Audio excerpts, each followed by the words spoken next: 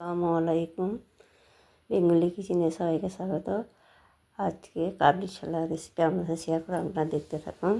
প্রেসারে কাবলি ছোলা, এলাচ দালচিনি, নুন, পানি দিয়ে দিলাম, দিয়ে সিদ্ধ করে নিয়েছি। দেখুন বন্ধুরা, এই যে 3-4টে সিটি দিলে সিদ্ধ হয়ে যাবে। সিদ্ধ করে নিয়েছি, এই যে সিদ্ধ হয়ে গেছে। আর গ্যাসে কড়া বসিয়ে দিলাম। ওর মধ্যে পরিমাণ মতন তেল দিয়ে দেব। পরিমাণ মতন তেল দিয়ে জিরে ফোড়ন দিলাম, তেজপাতা দিলাম 2টো, একটা লঙ্কা, শুকনো লঙ্কা, এলাচ, লং দিয়ে দিলাম, দিয়ে নাড়াচাড়া করে নিলাম। তারপরে পেঁয়াজ বাটা দিয়ে ভালো করে নাড়াচাড়া করে নিলাম, ভাজা ভাজা করে নিলাম। আদা রসুনের পেস্ট দিলাম, আদা রসুন পেস্ট ভালো করে ভাজা ভাজা করে নিতে হবে। ভালো করে ব্রাউন কালার আসা পর্যন্ত পেঁয়াজটা ভাজা ভাজা করে নিতে হবে। দেখুন বন্ধুরা, আমার এই চ্যানেলে যারা নতুন তারা সাবস্ক্রাইব করতে ভুলবেন না, লাইক শেয়ার অবশ্যই করবেন।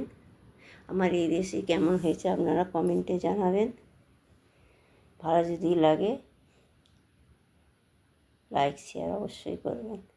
ভালো করে যে ভাজা ভাজা করে নিলাম, ওর মধ্যে এবার টমেটোর পেস্ট দিয়ে দেবো। টমেটোর পেস্ট দিয়ে দিলাম, ওইটা ভালো করে কষে নিতে হবে।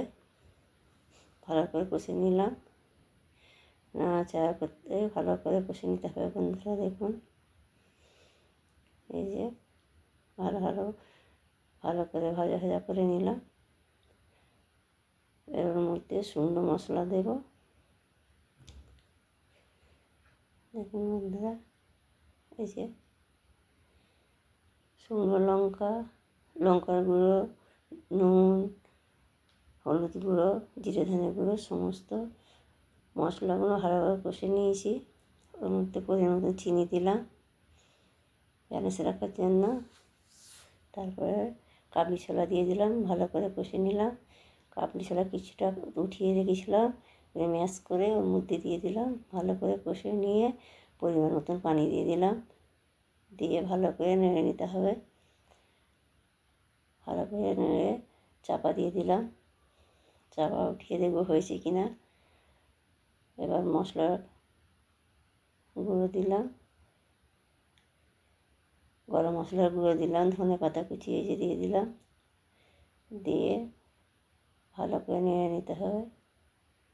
ভালো করে নেড়ে চাপা দিয়ে দিলাম। গ্যাস অফ হয়ে গেছে। বন্ধুরা দেখুন, এই যে পরিবেশন করে দেখাচ্ছি। দেখুন বন্ধুরা, এই যে আমার রেসিপি কেমন হয়েছে আপনারা অবশ্যই বলবেন। লাইক শেয়ার অবশ্যই একটা করবেন। দেখুন বন্ধুরা, কতটা সুন্দর কালার এসছে। এই যে আপনারা ভালো থাকবেন, সুস্থ থাকবেন। খোদা হাফেজ।